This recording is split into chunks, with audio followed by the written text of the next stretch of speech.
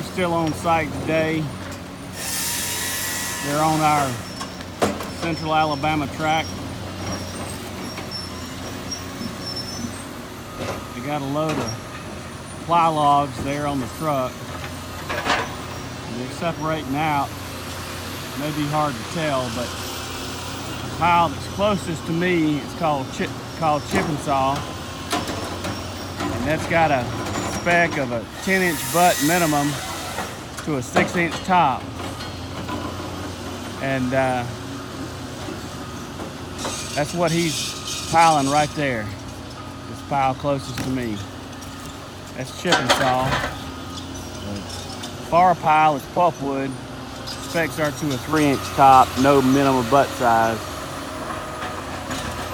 And the plylogs have to have at least a 10-inch top.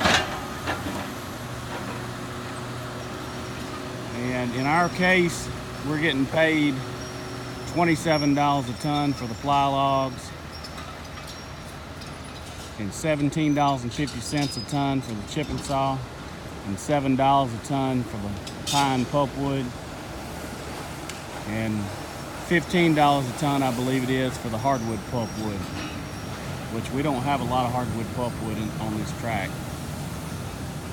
But it's sure going to make deer hunting a whole lot different this year.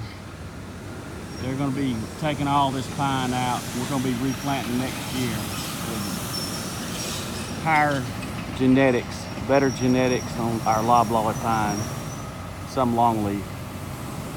So I'll be doing a video showing a map of the tract and exactly what we're going to be doing, basically management plan. I'm a wildlife biologist and a registered forester, and just want to show everybody what we're going to be doing on our tract here. Anyway, just wanted to show a quick video of the logging operation. Stay tuned for more management videos.